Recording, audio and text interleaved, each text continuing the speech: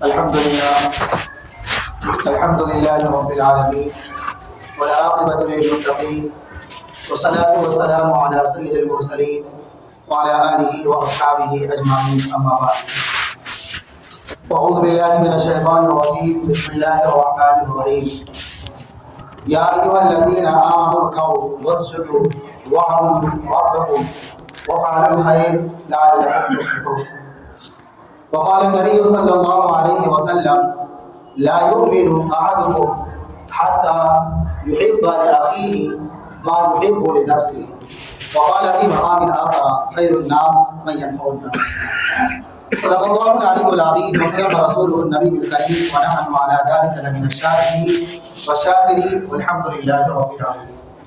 حاضرین جمعہ و معزز سامعین کرام و بزرگان اعزاز و نوجوان ساتھیوں، اللہ تبارک و تعالیٰ کا لاکھ لاکھ شکر احسان و کرم کہ اللہ تبارک و تعالیٰ نے نماز جمعہ ادا کرنے کے لیے اپنے گھر میں جمع فرمایا، اور بے پناہ درود و سلام آقا مدنی احمدی مجتبیٰ محمد مصطفیٰ صلی اللہ علیہ وسلم اور ان کے مقدس ساتھیوں پر جن کے صدقے توفیق یہ دین یعنی دین اسلام ہم تک پہنچا۔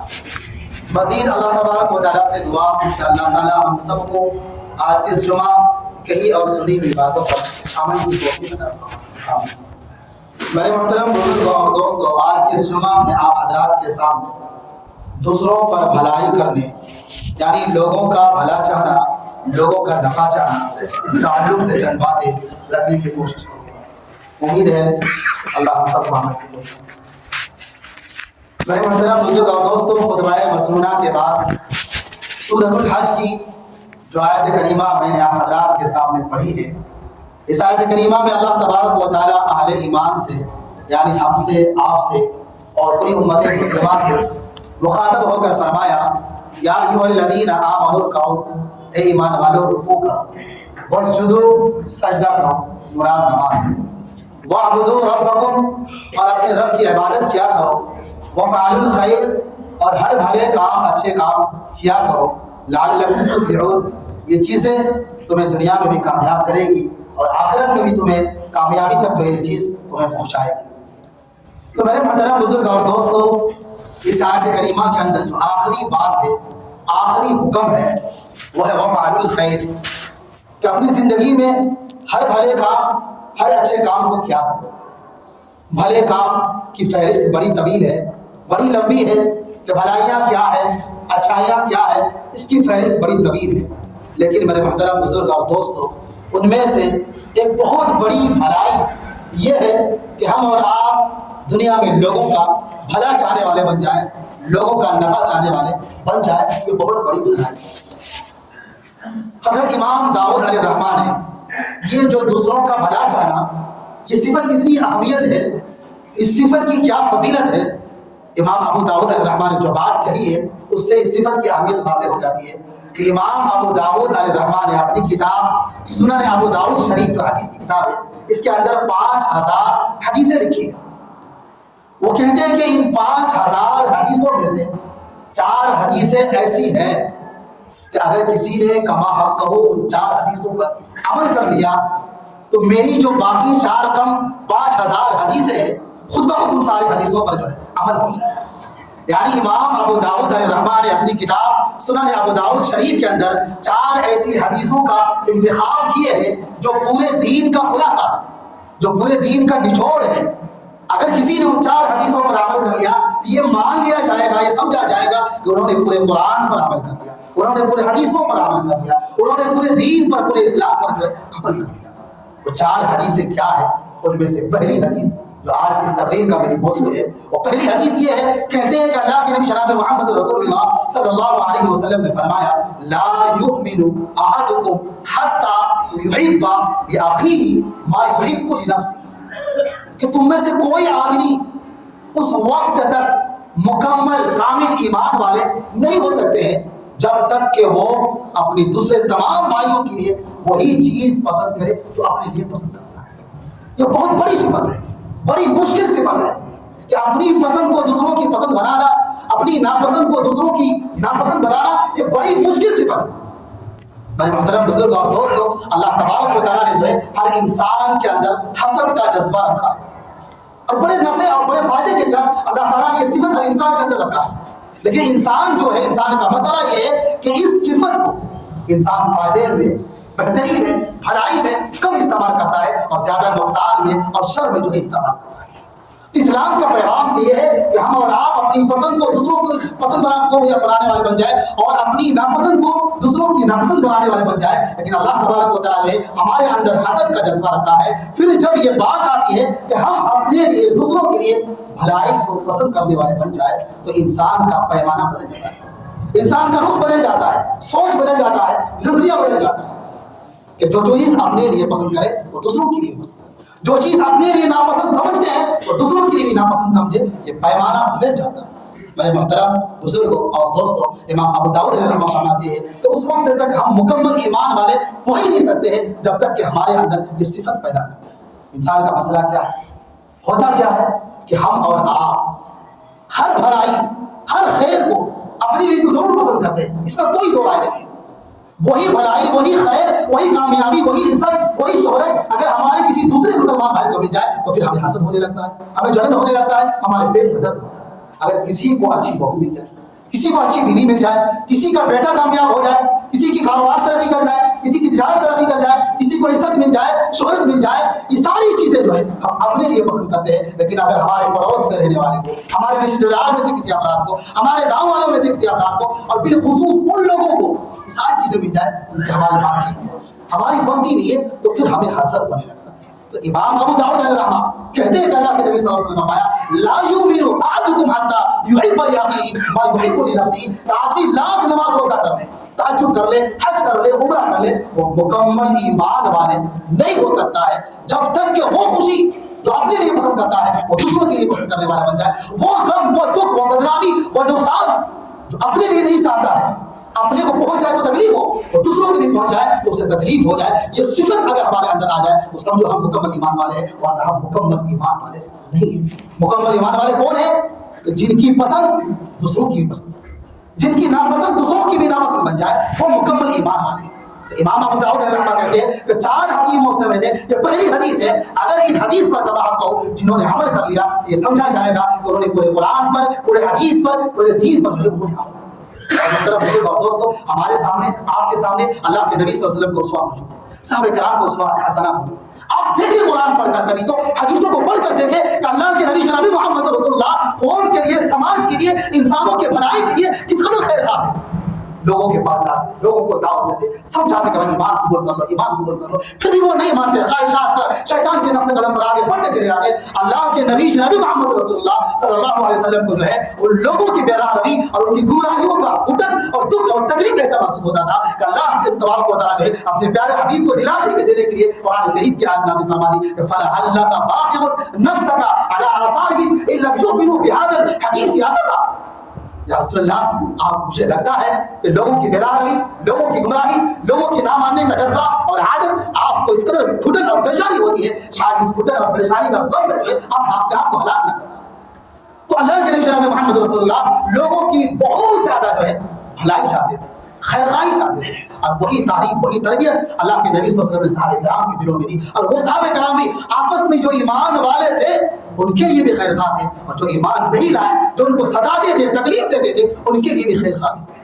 فتح مکہ کے بعد کفار مکہ نے جن لوگوں کو تکلیف پہنچائی تھی، جن کی زمین، جائیداد، پراپرٹی سب کچھ چھین لیا تھا، اپنے نام کر لیا تھا، فتح مکہ کے بعد وہ لوگ ڈرنے لگے. اب تو بھائی مسلمانوں کو فتح حاصل ہو گئی، یہ لوگ ہم سے بدلا لیں گے. لیکن میرے محترم بزرگ اور دوستوں، سمجھنے والی بات ہے کہ فتح مکے کے بعد بھی صحابہ کرام انہی لوگوں کے لیے اپنی نیند کو چھوڑ کر رات کے تنہائی میں سناٹے ہوئے خانہ کعبہ کے اندر جا کر دعا کرتے ہیں، اللہ یہ لوگ آپ کے دین کو نہیں جانتے، انہیں ہدایت دے دیجیے. حضرت ہند رضی اللہ تعالیٰ عنہ جنہوں نے اللہ کے نبی صلی اللہ علیہ وسلم کے پیارے چچا حضرت حمزہ رضی اللہ تعالیٰ عنہ کو شہید کر دیا تھا اور بہت بری طرح شہید کر دیا. فتح مکہ کے بعد جو خاتون ڈر رہی تھی کہ مسلمان کہیں مجھ سے بدلہ نہ لیں، رات کے تنہائی مجھ سے نیند نہیں آتی، جو ہے وہ گھبراتے ہوئے جو ہے خانہ کعبہ کے اندر پہنچتے ہیں تو کیا دیکھتے ہیں کہ سارے صحابہ کرام کوئی سجدے میں اللہ تعالیٰ سے دعا کر رہے ہیں، کوئی ہاتھ اٹھا کر دعا کر رہے ہیں ہمارے لیے کہ اللہ ہم سب کو جو ہے ہدایت دے. تو ہر صحابی رسول کے دل میں جو ہے لوگوں کا، انسانوں کا بہت زیادہ جو ہے بھلائی کا جذبہ ان کے اندر موجود تھا. حضرت ابن عباس رضی اللہ تعالیٰ عنہ کے بارے میں آتے ہیں کہ اگر کسی بستی کسی علاقے کے بارے میں حضرت ابن عباس رضی اللہ تعالیٰ عنہ کی معلوم ہو جاتا کہ فلاں جگہ بارش ہوئی ہے تو انہیں بڑی خوشی ہوتی. کہتے ہیں کہ اس علاقے کے اندر اس سرزمین کے اندر نہ میری کوئی زمین ہوتی تھی, نہ میری کوئی کھیتی باڑی ہوتی تھی, نہ میرا کوئی ذاتی اپنا فائدہ ہوتا تھا, کچھ بھی نہیں ہوتا تھا, لیکن مجھے پھر بھی خوشی ہوتی تھی صرف اس بنیاد پر فلاں علاقے میں فلاں بستی میں بارش ہوئی ہے, وہاں کے لوگ ہرے بھرے ہوں گے, آدمی بھی پانی پیے گا, جانور بھی پانی پیے گے, فصلیں اگے گی, کھیتی ہوگے گی, ہریالی آئے گی. بس ان لوگوں کی خوشی کے بارے میں جب مجھے پیغام پہنچتی ہے تو مجھے بھی اندر سے بے خوشی محسوس ہوتی ہے. اب بات ہے اگر کسی علاقے کا قاضی یعنی ذمہ دار لوگوں کا انصاف فیصلہ کرتا ہے تو مجھے بڑی خوشی ہوتی ہے, اور میں اپنے مخصوص دعاؤں میں ان لوگوں کو یاد رکھتا ہوں اور ان لوگوں کی دعا کرتا ہوں. حالانکہ اس قاضی کے پاس, اس ذمہ دار کے پاس میرا کوئی ذاتی معاملہ نہیں ہوتا تھا, میرا کوئی میٹر نہیں ہوتا تھا, پھر بھی مجھے خوشی ہوتی تھی صرف اس بنیاد پر کہ وہاں کا قاضی, وہاں کے ذمہ دار انصاف پسند ہے, لوگوں کو انصاف ملتا ہوگا, لوگوں کو حق ملتا ہوگا. بس اس بنیاد پر مجھے خوشی ہوتی اور میں اپنے مخصوص دعاؤں میں جو ہے ان لوگوں کو یاد رکھتا ہوں اور ان لوگوں کی دعا کرتا ہوں. تو میرے عزیزوں, میرے محترم بزرگ اور دوستوں, اسلام ہمیں اور آپ کو بھی آپس میں ایک دوسرے سے محبت کرے اور آپس میں ایک دوسرے کے خیر خواہ بننے کی جو ہے اسلام ہمیں کر رہے ہیں, اور یہ اہمیت ہمارے دل میں اللہ تعالیٰ نے دیا ہے, اس کا مظاہرہ جو ہے ہمیں اور آپ کو بھی پیش کرنا چاہیے.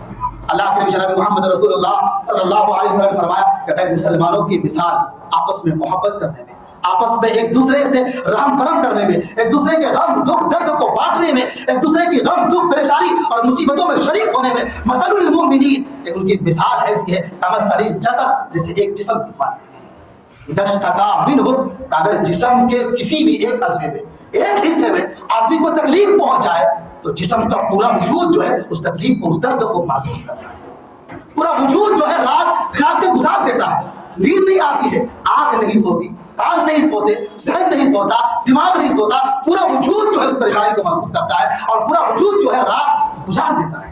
اور میں مسلمانوں کی مثال ایسی ہونی چاہیے. اگر ہمارے سماج کے اندر, ہمارے گاؤں کے اندر کسی ایک کو تکلیف پہنچ جائے, وہ تکلیف ہمیں بھی محسوس ہونی چاہیے. کسی ایک کو کوئی پریشانی, کوئی مصیبت پہنچ جائے, وہ پریشانی مجھے بھی محسوس ہونا چاہیے. اسلام یہ پیغام دیتا ہے المسلم وعبد المسلم, کہ مسلمان آپس میں بھائی بھائی ہیں. اللہ کے نبی جناب محمد رسول اللہ صلی اللہ علیہ وسلم نے جو ہے اسی اصول کی بنیاد پر کیا کہ اپنی پسند کو دوسروں کی پسند بنانا, اپنی ناپسند کو دوسروں کی ناپسند بنانا, بہت سارے حکمتیں, بہت سارے تدبیریں اللہ کے نبی صلی اللہ علیہ وسلم عرب کی سرزمین کو جہاں ہر برائی موجود تھی ان برائیوں کو ختم کرنے کے لیے اور بھلائی کا بیج اگانے کے لیے جو ہے اللہ کے نبی صلی اللہ علیہ وسلم نے بہت سارے حکمتیں اپنائے. اور میں سے ایک حکمت, ایک اصول یہ بھی تھا کہ لوگوں کے دلوں میں یہ چیز, یہ جذبہ, یہ حوصلہ, یہ سوچ, یہ خیال, یہ نظریہ پیدا ہو جائے کہ اپنے لیے جو پسند کرتے ہیں وہ دوسروں کے لیے پسند کرنے والے بن جائے, اور جو چیز اپنے لیے ناپسند کرتے ہیں وہ دوسروں کے لیے بھی ناپسند کرنے والے بن جائے. اسی اسلوب اور اسی اصول کی بنیاد پر اللہ کے نبی صلی اللہ علیہ وسلم نے بڑے بڑے جلیل القدر صحابہ کی تربیت کی ہے. صحابہ عرب کی زمین میں بہت سارے برائی تھی, لیکن ایمان لانے کے بعد ہمارے طرح منافقت ان کے دل میں نہیں تھے. جو بھی دل میں ہوتا تھا زبان پر ظاہر کرتے تھے. ایک شخص آیا اللہ کے نبی صلی اللہ علیہ وسلم سے کہنے لگے اصلی بالزنا, یا رسول اللہ مجھے زنا کی اجازت دے دیجیے. فوراً بول پڑے, ہماری طرح نہیں کہ ہم لوگوں کے سامنے اچھا بننے کے لیے بہت کچھ چھپاتے ہیں, ظاہر نہیں کرتے ہیں, اچھا بننے کی کوشش کرتے ہیں بھلے ہم اچھا اندر سے ہو یا نہیں ہو. لیکن صحابہ کرام کے دل میں جو ہوتے تھے وہ فوراً زبان پر ظاہر کر دیتے تھے. اللہ کے نبی کی مجلس میں لوگ بیٹھے ہوئے اور ان کے سامنے آ کر کہتے ہیں اصلی بالزنا, مجھے زنا کی اجازت دیجیے. صحابہ کرام جو ہے غصے میں آ جاتے ہیں, کوئی مارنے کے لیے اٹھتے ہیں, کوئی ڈانٹتے ہیں, کوئی ڈپٹتے ہیں. اللہ کے نبی چھوڑ دو, اسے قریب آنے لگے. بندے قریب آتے ہیں, پھر کہتے ہیں اصلی بالزنا یا رسول اللہ, مجھے زنا کی اجازت دیجیے. اللہ کے نبی جناب محمد رسول اللہ ان کے سامنے یہی حکمت رکھتے ہیں, بتاؤ تمہیں منظور ہے, تمہیں پسند ہے اگر کوئی تمہاری ماں کے ساتھ زنا کرے؟ کہتے ہیں یا رسول اللہ ہرگز نہیں. کہا کہ تم جس کے ساتھ زنا کرو گے وہ بھی تو کسی کی ماں ہوگی. پھر کہتے ہیں بتاؤ کیا تم پسند کرتے ہو کہ کوئی تمہاری بیٹی کے ساتھ, کوئی تمہاری بہن کے ساتھ زنا کرے؟ کہتا ہے ہرگز نہیں.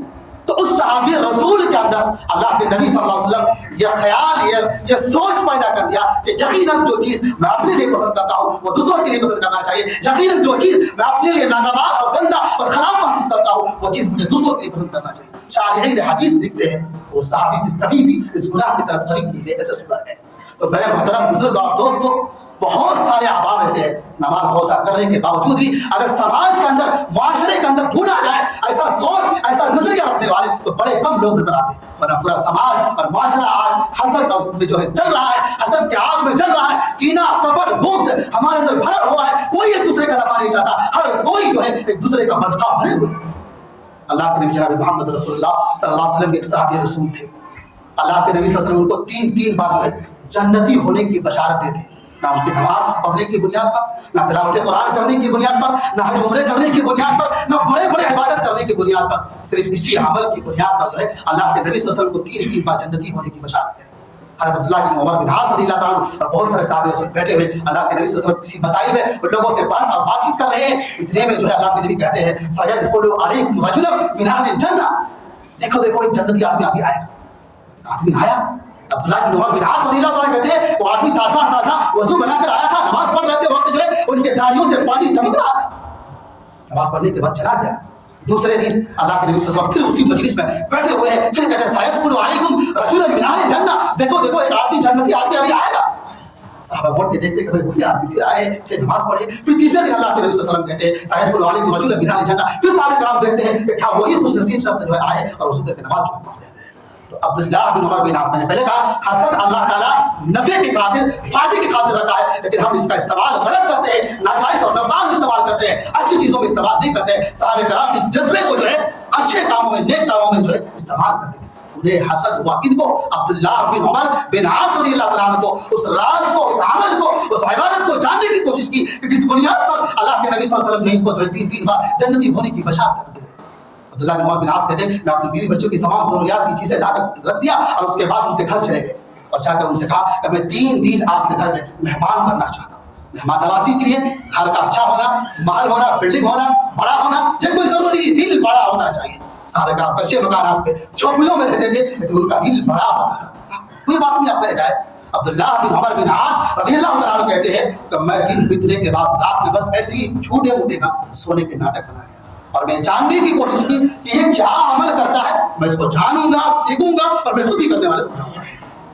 عبداللہ بن عمر بن عاص رضی اللہ تعالیٰ کہتے ہیں کہ رات کو سویا بندہ فجر میں اٹھا. مجھے بہت تعجب ہوا. اگلی رات آئی، پھر میں سوچا شاید تھکے ہوئے ہوں گے، کچھ کام مشغلہ، کوئی بات رہی ہوگی، نہیں اٹھ پائے ہوں گے. آج رات کو اٹھیں گے، نمازیں پڑھیں گے، تلاوت قرآن کریں گے، اللہ سے دعائیں کریں گے. اگلی رات کو سویا عشاء کے بعد کھا پی کر جو ہے اب فجر میں اٹھا. تیسرے دن بھی یہی ہوا. مجھے بہت تعجب ہوا کہ کس بنیاد پر ان کو یہ بشارت مل گئی. اللہ کے نبی صلی اللہ علیہ وسلم 3 بار انہیں جنتی ہونے کے بارے میں کہہ رہے ہیں. مجھے بڑا تعجب ہوا. بالآخر میں مجبوراً ہو کر اس راز کو، اس بھید کو، اس عبادت کو میں جان نہیں سکا. اس لیے مجبوراً میں جو سے کہا کہ بھائی دیکھو میں 3 دن جو آپ کے پاس آیا ہوں وہ صرف اس بات کو جاننے پھالی لینے کے لیے آیا ہوں. اللہ کے نبی صلی اللہ علیہ وسلم جو تیرے بارے میں 3 بار جنتی ہونے کی بشارت دیے تھے، کس اعمال کی بنیاد پر، کس عبادت کی بنیاد پر؟ اللہ احمل فی قلبی لعہد المسلمین. میں بڑا نماز، روزہ، تہجد گزار، تلاوت، تسبیح کرتا ہوں، اتنا ضرور کرتا ہوں. اتنا ہے میرے اندر ہوگی کوالٹی کیا کہ میں گاؤں اور سماج کے جتنے لوگ ہیں ان لوگوں کی جانب سے میرے دل میں بالکل صاف ہے. اسی کی طرف سے میں حسد اور بغض اور گرہ نہیں پاتا ہوں. آئینے کی طرح بالکل صاف ہے میرا دل. عبداللہ بن عمر بن عاص رضی اللہ تعالیٰ کہتے ہیں یقیناً اللہ تبارک و تعالیٰ نے یہ مقام، یہ رتبہ تمہیں اسی بنیاد کے بنیاد پر دی ہے اور اسی بنیاد کے اوپر جو ہے اللہ کے نبی صلی اللہ علیہ وسلم تمہیں جنتی ہونے کی بشارت کرتے ہیں. تو حسد، کینہ، بغض یہ بہت خطرناک چیز ہے. آدمی کے اعمال کو تو کھوکھلا اور برباد کر کے رکھ دیتا ہے. ہاں میرا دل بالکل صاف ہے. ہر مسلمان کے لیے میرا دل بالکل صاف ہے. تو میرے محترم بزرگ اور دوستوں، اپنی پسند کو دوسروں کی پسند بنانا اور اپنی ناپسند کو دوسروں کی ناپسند بنانا یہ بڑی مشکل صفت ہے. اس کے لیے مجاہدہ کرنا پڑے گا، محنتیں کرنی پڑے گی، تب جا کر یہ صفت پیدا ہوگی. اللہ کے نبی جناب محمد رسول اللہ، آج ہم کسی کو ستاتے ہیں، تکلیف دیتے ہیں، کسی کا حق مار لیتے ہیں، شرم آنی چاہیے. اسلام ہمیں اور آپ کو پیغام دیتا ہے کہ ہم مسلمان آپس میں کھجور کے درخت کے مانند ہیں. کھجور کا درخت بڑے نفع دار ہوتے ہیں. ان کا درخت کا ہر چیز، کوئی چیز ویسٹ نہیں، کوئی چیز بیکار نہیں، ساری چیز جو ہے لوگوں کے حق میں نافع ہے. تو آپ کا اس کا پھل بھی نفع ہے، اس کی جڑیں بھی نفع ہے، اس کے کھال بھی نفع ہے، ساری چیزیں نفع ہے. ایسے ہی مسلمانوں کو آپس میں ایک دوسرے کے مقابلے میں خیر خواہ ہونا چاہیے. لیکن آج سماج کے اندر، معاشرے کے اندر دیکھا جائے تو اس کا الٹا نظر آتا ہے. اللہ کے نبی جناب محمد رسول اللہ صلی اللہ علیہ وسلم فرمایا کچھ مومنوں کی تعریف کرتے ہوئے کہ مومن سماج کے اندر ایسے بھی پائے جاتے ہیں جو لوگوں کے حق میں بھلا چاہتے بھی ہیں اور ایک قدم آگے بڑھ کر بھلا کرتے بھی ہیں. مفتاح الخیر و مغلاق الشر، کہ خیر کا دروازہ کھول دیتا ہے لوگوں کے لیے اور شر کے دروازے کو بند کر دیتا ہے. اللہ کے نبی نے فرمایا محبوب بندے بڑے خوش نصیب بندے ہیں، اللہ کے بڑے برگزیدہ بندہ ہوتے ہیں. اور کچھ لوگ سماج کے اندر، معاشرے کے اندر سانپ اور بچھو سے بھی کم نہیں ہوتے. سانپ کے پاس جاؤ گے سانپ کاٹے گا، بچھو کے پاس جاؤ گے وہ ڈنک مارے گا. فرمایا مفتاح الشر، شر کا دروازہ، نقصان پہنچانے کا دروازہ کھول دیتا ہے. وہ مغلاق الخیر، خیر کے دروازے کو بند کر دیتا ہے۔ اللہ کے نبی نے فرمایا یہ بڑا مبغوض اور ناپسندیدہ بندہ ہوتے ہیں جو سماج اور معاشرے میں رہ کر لوگوں کو نقصان پہنچاتا ہے، لوگوں کو تکلیف پہنچاتا ہے، لوگوں کے حق مارتا ہے۔ فرمایا یہ بڑا ناپسندیدہ جو ہے یہ بندہ ہے۔ تو میرے عزیزوں، میرے محترم بزرگ اور دوستوں، اپنی پسند دوسروں کی پسند بنانا اور اپنی ناپسند کو دوسروں کی ناپسند بنانا بڑی مشکل صفت ہے، بڑی کٹھن صفت ہے۔ اس کے لیے ہمیں آپ کو مجاہدہ کرنا پڑے گا، بالخصوص اللہ تبارک و تعالیٰ سے دعا کرنا پڑے گا کہ اللہ کی صفت ہمارے اندر پیدا کر دے، اور پھر ہم بھی اس صف میں کھڑا ہو جائیں کہ جب دوسروں کو خوشی پہنچے تو ہم بھی خوش ہوں، دوسروں کو غم تکلیف پریشانی مصیبت پہنچے تو ہم بھی جو ہے اس پریشانی کو جو ہے محسوس بن جائے، یعنی دوسروں کی خوشی کا ذریعہ بن جائے، دوسروں کی تکلیف ہماری تکلیف بن جائے، دوسروں کی پریشانی ہماری پریشانی بن جائے، دوسروں کا غم درد جو ہے ہمارا غم درد بن جائے۔ یہ صفت پیدا ہونے کے بعد ہی ہم اور آپ مومن پکے کامل مومن کہلا سکتے ہیں۔ اور یہی صفت جو ہے اللہ کے نبی نے فرمایا کہ اگر جو آدمی یہ چاہتا ہے کہ فلاں جو ہمارے سماج کے اندر لوگ رہتے ہیں ہمارے ساتھ ایسا معاملہ کرے، ہمارے ساتھ ایسا رویہ اختیار کرے، ہمارے ساتھ ایسا سلوک کرے، وہی سلوک تم دوسروں کے ساتھ بھی کرو۔ اگر یہ صفت ہمارے اندر پیدا ہو جائے گا تو انشاءاللہ اللہ تعالیٰ ہمیں آپ کو جو ہے جنت میں جگہ نصیب فرمائے۔